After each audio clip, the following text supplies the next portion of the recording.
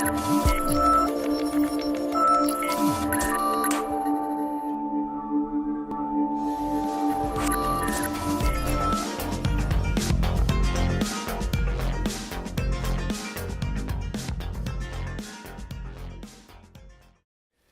is Frank Islam, Chairman and CEO of FI Investment Group, your host tonight with Frank Islam. Today, our guest is Dr. Talha Siddiqui. And Dr. Siddiqui, thank you very much for coming here and thank you for your service to our country, our community, and what you do with APNA. And I will talk to you a little bit about what does it do. But before we do that, let's talk about yourself, where you come from, and your family, and what brought you to our part of the country, United States, and across the Atlantic Ocean to realize the American dream. Well, first of all, Frank, thank you very much for inviting me to the program. I'm a first-generation immigrant in Pakistan. Even I was my we family. all nations. We all are immigrant. Yes, we came from somewhere. And absolutely, and my family actually migrated from India to Pakistan in 1947. Okay. My mother and father, and as usual, you know, the immigrants, they have to work really hard, but their focus and their stress is on their children. And so my father was an economist, my mother was a teacher as well, a religious preacher as well. So this was ingrained in me to work hard and to be something. And also to make sure you get a good education. And to get a good education. Pakistan usually has a three-tier system of education. It involves, number one is, of course, the English medium, then there is the Urdu medium, and apart from that, a lot of madrasas which do Islamic teachings. So I was sent, although I belong to a religious conservative family, my parents sent me to Karachi Grammar School, from where I did my O-levels, and after that I got admitted to Dow Medical College. And where is that located? Karachi. Okay. Karachi, Pakistan. I did my, I graduated from there in 1989, and after 2 years, we used to have examinations. It was called ECFMG at that time, in Karachi. So I didn't have to even come to US to give my examinations. So you did pass the test? I passed the test, and that was in 1991, 92. Very good. And I came to US. And where did you go to school in the United States, and where did you get the training? When I came to US, you will not believe it, I had never seen snow in my life. You've never seen the snow in the life, but it's beautiful, Dr. Siddiqui. It is beautiful. It is beautiful. It was. You have to embrace it. Absolutely, and it was February. But you don't want to drive it in the snows. I didn't drive at that time, but now I do. Okay, good. And I lived in Canada also, so I did. And my interviews were at different places. It was like, I think about I got 12 or 13 interviews for residency program. And it happens that I landed in North Dakota, Fargo. Fargo, North Dakota. Dakota. The movie by that name as well. And I did my initial 1-year training in internal medicine from there. And then I basically wanted to do anesthesia. So I got an opportunity in a residency program in St. Louis, Missouri. St. Louis, Missouri. St. Louis University Hospital. So I spent rest of my training there. So what are you doing now? I'm an anesthesiologist, a board-certified anesthesiologist. Where? I'm basically working. I'm in private practice. You have your own practice? I have my own practice, and I work for endoscopy centers here in Reston, Virginia. Reston, Virginia. Yes, and also I am fellowship certified in interventional pain management, and I have my own private practice in Alexandria, Virginia. Very nice, wonderful. What a wonderful story. What a successful story is, and I hope people can be inspired by your story. Did you face any kind of hostility, prejudice, and discrimination because as a foreign medical graduate? It is amazing because you know, back home, when even I was doing a house job in our civil hospital, we had doctors from different background. And I still remember people used to make fun of them, even a lot of my friends. I mean, you know, he's from this area, he's from that area. So the Americans are making fun? I'm talking about Pakistan, I'm talking about Karachi. I'm talking about what happens there. Right. And that's what I was used to, that, I mean, if you are a minority, what you can face. When I came to US and I joined my residency program, it is amazing, hard work, pure and sheer hard work. If you are hardworking, they will appreciate you, they will promote you, and they will praise you. And this is what is important in the United States. And so we all in this together.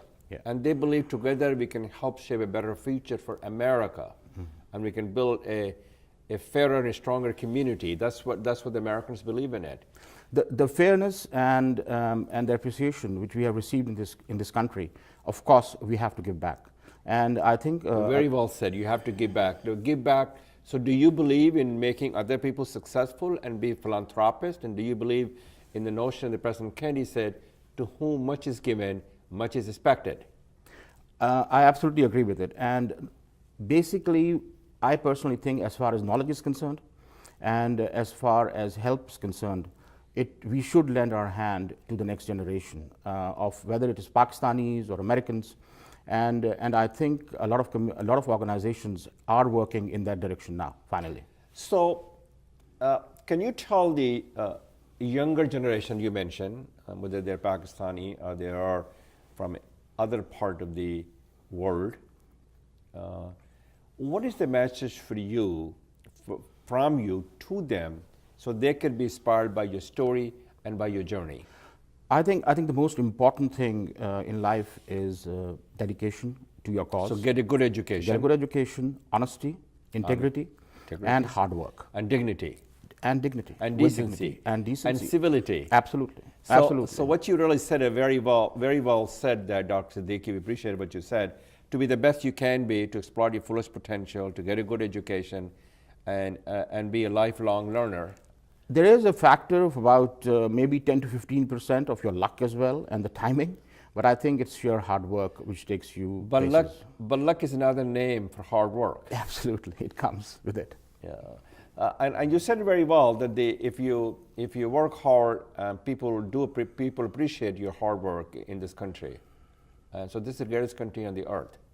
I think as far as social justice is concerned, as far as equality is concerned, I think still United States is the best country in the world. And it is due to the forefathers of this country and the Constitution that has made this country great.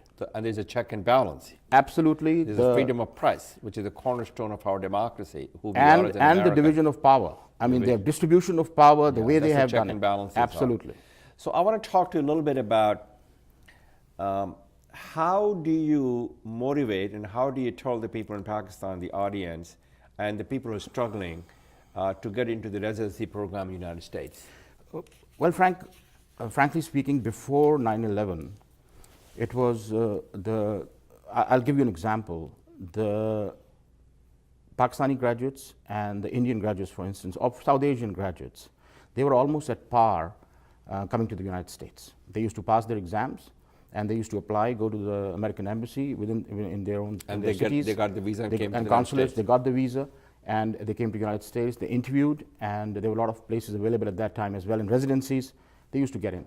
After 9/11, for especially Pakistanis, there was a problem, and the problem was of security and checkings, which the administration used to do in Pakistan. So what happens is the residency starts on July 1st every year, and the residents have to be here by 15th of June. What happened was that they used to interview and get into residencies. They get their J1. Usually they come on J1 or H1 visa, and they used to go back home. J1 is exchange visa. J1 is exchange sponsorship visa. Right.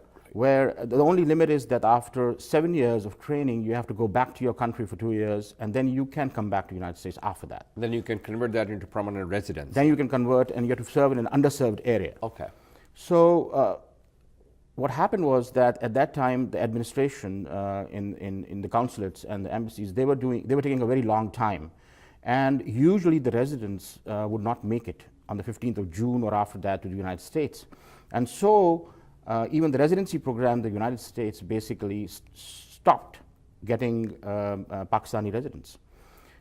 This changed in 2005 and 6. When President Obama came into the power. Obama came into power. 2008. 8. No, I'm talking about 2006 and 7. What It was happened George was... W. Bush was still president. Yes. The Association of Pakistani Physicians of North America, APTA. Yeah, I want to talk a little bit about that, their roles, their responsibility, and how they're helping people. So we'll get to that. So please continue your conversation, Dr. Siddiqui. But now it is that after, I mean, you know, a lot of, we have helped a lot of physicians, and I'm amazed at the scores in the USMLE examinations of Pakistanis. 99%, 97%, which is pretty high. 91%, which is really very high, and they are deserving candidates. And I think things are getting better, and they will improve with time. You're looking at the brighter horizon. Absolutely. But there are 3 levels of exams, and there's a level 1, level 2, level 3. So can you tell us a little bit about to the audience what they are? First is the USMLE Part 1, then there is the Part 2. Then there is the OSCE where they check your skills. And for that, you have to come to US. Okay. And that is the difficult part, because for that, you need a B1 visa to come to US and give the examinations and then go back and come back for the interviews. You know, so that's the problem. I want to talk a little bit about what APNA is doing when we come back, and what kind of things they're doing to help. And I know it's not a political, you do not get politically engaged, but you need to engage politically to talk to the lawmakers is about the advantages of having those foreign doctors coming to our shore from Pakistan. So I want to talk to you. We'll be back in a minute. अब आपका होगा अपना घर, सपना घर।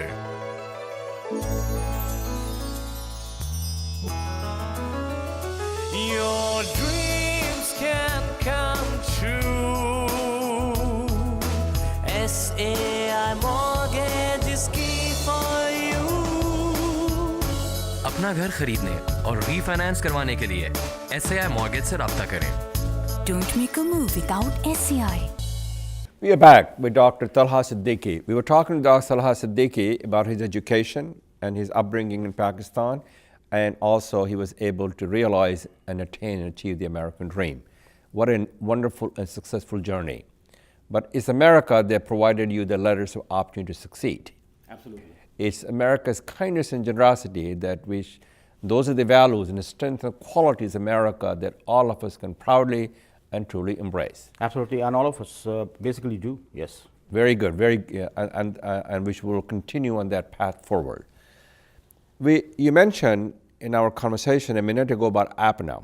So what I'd like you to do is to tell the audience what APNA stands for, what does it do, how does it help the community, and how do you lobby yourself, your organization, with the Congress and the other places. It's just not the U.S. House, it's also the Senate as well. Association of Pakistani Physicians of North America is... it's called APNA. It's called APNA. It is a 501(c) organization, which is a non-profit organization. And it was solely made for the purpose of academic and basically awareness of medical knowledge to the community as well and to the doctors as such. It is now also a social organization in the sense that they have meetings all over the United States.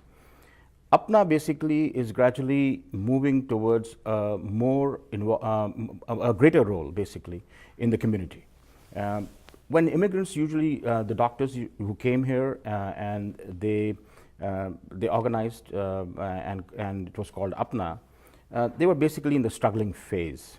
But now most of the doctors basically have come off that, and they are either retired or semi-retired, or a younger generation and lot of Pakistanis have come to the United States, and now they are also well settled. So APNA basically has a lot of programs. Number one, our advocacy basically is for doctors, and for doctors who are in Pakistan. And for instance, we were talking about the J1 issue. Advocacy has been done since 2006 on this issue. So they advocate on behalf of the J1 people. physicians. Okay. Absolutely. And from Pakistan. Yes, legal help, and apart from that. What about the scholarship and the fellowship for the financial hardship that the people doctors One other thing was, I'll give you an example. When I came to United States, and I'm from middle class, and a lot of physicians from Pakistan are from who are doctors. They are from villages also, and when they come here, They don't have the support system. They never used to have a support system. So from the alumni level, I am also the executive director of Dow Graduate Association of North America, which is the largest alumni in Apna. So about 3 years back, we started. And what do the Dow stands for, sir? It actually, the name was Sir Hugh Dow. Okay. He was the governor of Sindh province. Okay. And he inaugurated Dow Medical College in 1940s. And So that's how you inherited the name. Absolutely. And the foundation. So how does the APNA can help the people in the community and the aspiring graduate from Pakistan to come to United States and help them out? So what we are doing is, number one is our help for attaining the J1 visa quickly. We have worked on basically shortening the time for the administrative processing in Pakistan, and so they can come here on time and start their residencies. We have actually also involved the residency program directors in the United States, so that they know that if there is any problem, they can also approach us, and basically the candidates can also approach us. So you have, and for that we had to do lobbying. Of course, you know, have nothing to do happens in the United States without lobbying and without money. That's how the democracy flourishes. Absolutely. And democracy works. So you also have immigrant lawyers that can help them also Absolutely. to go through the process also. Yes, and this year actually a lot of legal help was done for the physicians, and a lot of them basically got their visas and they came to the United States. You are not just helping one doctor, you are helping an entire family, here and back home as well. That's a good way to put it. And also Apna basically has loan programs. So physicians who come here they, you know, the dollar from Pakistani rupees, it's I think 106 or 107 rupees to a dollar. It is that much now? Absolutely. Oh my goodness. So when they come to United States, you know, they're financially, you know, they are in dire states. Oh, because the fact the conversion rate is so high. Yeah, and you know what? I'll give you my example. Please do when so. I told my father that I've passed my exams and I want to go to headed US, to the United States. He said, okay, fine, I'll get you the ticket. And there used to be a See America ticket at that time. Right. But you get the See America ticket and you go to about you can go to about 20 cities or as many as you want. Okay. So that was about $700 at that time, and the ticket was, I think, the same amount. So he gave me those two, and he said, this is it. I said, okay. That is what I came to United States with. And after 1 year, when I went back, my father said, you have to return the money. And I returned the money. Oh, of course, and of course you did. But I was from middle class. But there are a lot of, you know, they don't even go to good schools there in Pakistan, but they make it to the medical school. And these guys are the ones who should be helped. And we have a loan program from. So they can get a loan also? Absolutely. From the APNA organization? We started, the Dow Graduate Association of North America, Dugana, started this program about 4 years back. And APNA has also started this program now about 2 years back. And the loan I can talk to you from Dow perspective. What we do is, this is a loan, interest-free. Interest-free. They take the loan. And they return the money back after they graduate, after they can earn some money. Absolutely. But if they do not get into a residency program, or if they drop out, or they go back to Pakistan, the loan is written off. Okay. And apart from that, there are scholarships. So we are giving scholarships to all the. Apna consists of many alumni. Dow Medical College, King Edward, Nishtar, Allama Iqbal. And they're all in Pakistan, these colleges? Sindh Medical, yes, they're all in Pakistan. And scholarships are given from the alumni platform as well as from the Apna platform. So who contributes to the scholarship program? Doctors. The doctors. Doctors.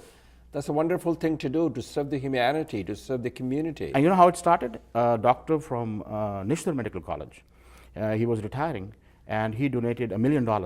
And from that, everybody contributed. So that's what all started. It's one person who starts the job, and the rest will take it. So, Dr. Siddiqui, tell the audience how do they get hold of the people in APNA and either yourself or any point of contact if they have some questions. APNA has a website, apna.org. Anybody can go on that website. They have different programs there. They have their different scholarship programs. You can basically go and apply there. And if you are a deserving candidate, you will get the loan or the scholarship. Well, that's a wonderful. Is there any limit how much money they can get and how many scholarship you can dispense? I don't want to go into the nitty-gritty, but yes, there is. Okay. There is. I'm sure there is. when we come back in about a minute, I want to talk about the political system in Pakistan and United States. What's the similarity between the two, and what sets them apart? So please wait for a few minutes, and I'll be right back. Sure. We'll be back in a minute. अब आपका होगा अपना घर सपना घर।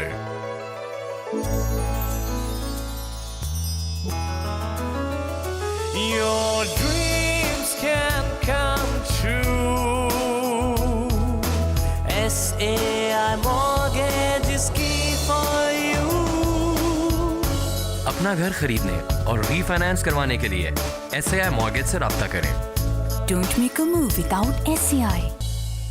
We're back with Dr. Talha Siddiqui. Thank you very much, Dr. Siddiqui, to talking to us and shedding some lights on some of the things that you mentioned about APNA. I wanted to shift the gears and talk to you a little bit about the political engagement. Why the community should be involved, engaged in politics, and what's the difference in the political system in United States compared to Pakistan. As you know, the United States is the oldest democracy in the world.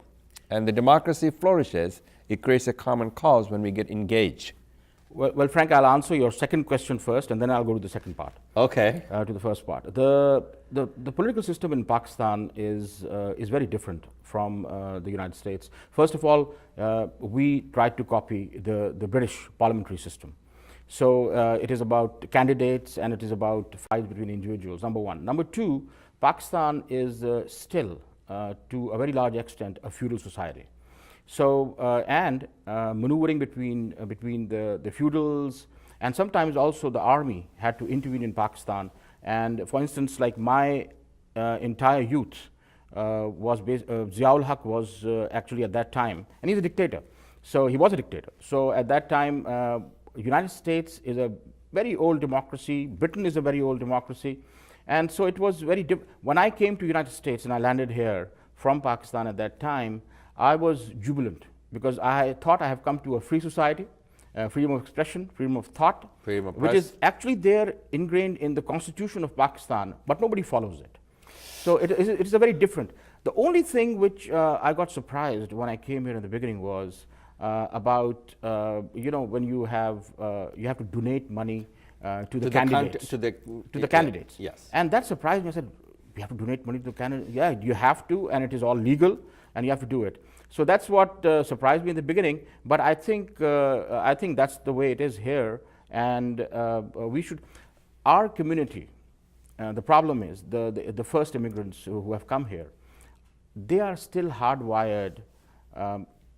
Their politics and their political thinking and their vision from Pakistan. And they are divided. They are divided into ethnic communities. They are divided. They can't work together that much. That's what I have seen in the United States. And I'm surprised that it is still going on. What has changed and what I have found has changed is our next generation. My kids, your kids, and who go to college, they do not believe... They will change the landscape. They will definitely change it. And the reason for that being is that they have no clue about what is ethnicity. They go and they get along with everyone. They are confident, they are bold, and they know how to represent our community. So talking about the community, what do you think is important to the community? What do they lack? I told you as well, cohesiveness. We do not have a single organization which basically should be there to represent everyone, an umbrella organization. To represent everyone from every ethnic background, belief from Pakistan. From Pakistan. Or from South Asia in general. South Asia, I believe personally that a lot of fundraising for the candidates takes place through it's a Muslim community or it's candidate. I personally think we should spread out and involve other communities as well and do it. That will be more forceful. That will be more effective. We are Americans. We are all Americans. We are all Americans. And my kids, for instance, or your kids and the kids in the next generation, they think that way. We don't still. So as I just gave a speech at JFK Library, as you know, President Kennedy was very proud of his Irish immigrant roots, and he wrote a book called Nations of Immigrants in 1958. And he says that the immigrants keep our hope alive, allows us to explore the new frontier. Absolutely. And you said it very eloquently, your expression was the same way. We are in this together. We need to expand our horizon beyond this Pakistani and South Asian community to bring them together for political engagement. What, in addition to political engagement, what about the personal engagement and civic engagement? Civic engagement is a very key. It is, and I can just tell you about APNA. In the last 2 to 3 years, the awareness has dawned upon APNA as well that they should involve the community. So now, food pantry program has been started throughout the United States. The local chapters of APNA, which are there in all the states almost, basically are supplying monies for food, financial help, and soup program, food program. So there is an awareness They're now. serving the community by providing the food. And Absolutely. regardless of who people are. Regardless. Wonderful thing to do. You represent the best of our humanity. Thank you very much, but I think it's the organization, and it is joint Well, effort. you're part of the organization. I am part of the organization. It's joint effort. Well, thank you very much, Dr. Siddiqui, for your time. Thank you very much, for a Frank. wonderful conversation. Thank you for inviting me. Thank and, you. Please keep up the good work and be the best you can be. Thank you. So this is Frank Islam wishing you a great week, and thank you for watching.